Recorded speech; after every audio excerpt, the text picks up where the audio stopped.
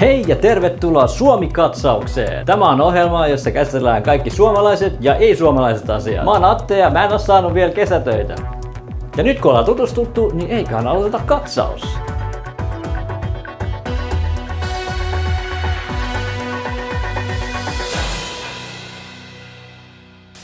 Ihmisoikeusjärjestö Amnesty protestoi sitä, että Renny Harlin on saanut jälleen tehdä uuden elokuvan. Jo useamman viikon kestäneet mielenosoitukset ovat keränneet jo 200 000 vapaustaistelijaa. Amnesty kommentoi asiaa sanomalla, että Renny Harlinin elokuvien näyttäminen rikkoo törkeästi vuonna 1984 YK:n yleiskokouksessa hyväksyttyä kidutuksen vastausta yleissopimus. Toimituksemme yritti tavoittaa Renny Harlinin elokuvien ainoan fanin, mutta ohjaaja ei vastannut puhelimeen.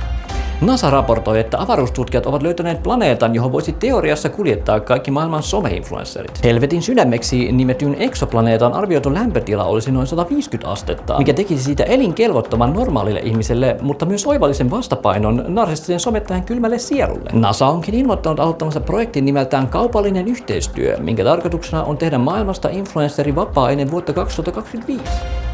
Uusimman tutkimuksen mukaan jopa 60% suomalaisista ei osaa laitella biojätteitään oikeaoppiisesti naapurin ikkunasta sisään. Helsingin yliopistossa tehdyssä tutkimuksessa todettiin, että jopa 30% katapultilla singotuista biojätepommeista ei osu kohteeseensa. Noin 20% osuu ikkunaan, mutta ei sisällä tarpeeksi kiviä sen särkemiseen. Ja 10% menee suoraan hukkaan roskikseen. Tutkimus onkin osoittanut, että yleissivistykseen kuuluva naapurin henkisen murskaamisen peruskurssi on syytä tehdä pakolliseksi osaksi peruskoulun opintoja. Kesä. Moni puhuu siitä. Toisille se on pakkomielle, toisille hetken tauko arjesta. Mutta harva muistaa unohdettua tarinaa Suomen historiasta vuonna 1975, kun ensimmäinen kesä saapui Suomeen.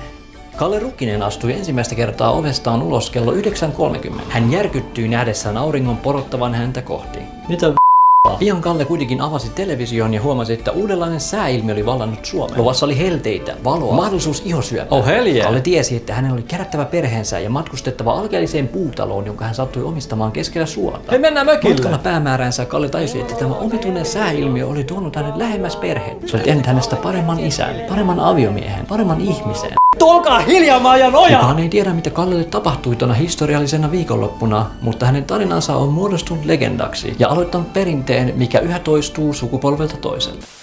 20 kuumaa sinkkua, 2 viikkoa bilettämistä. Mä oon Daniel ja mä oon tullut pettää, panee, ghostaa, valehtelee ja pitää hauskaa.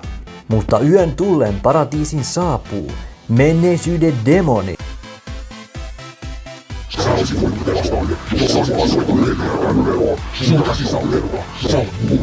Mä en tiennyt!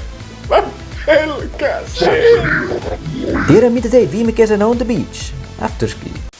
Heipä hei, minä olen Jaakko Hirvinen ja tämä on 3 tapaa valmistautua siihen, että kesä loppuu jo 3 kuukauden päästä. 1. Älä poistu kotoa. Jos et näe kauniita kesäpäiviä, niin et tule myöskään ikävöimään niitä noin 2000 tunnin päästä, kun pimeys on jälleen vallannut Suomen. 2. Älä kommunikoi kenenkään kanssa. Näin nyt joudut kuuntelemaan kauniita kesätarinoita ihmisiltä, jotka eivät ymmärrä, että se ei kestä. 3. Ala hyvissä ajoin tekemään suunnitelmia loppuvuotta varten. Jouluun on enää reilu 200 päivää. Onks lahjat hankittu?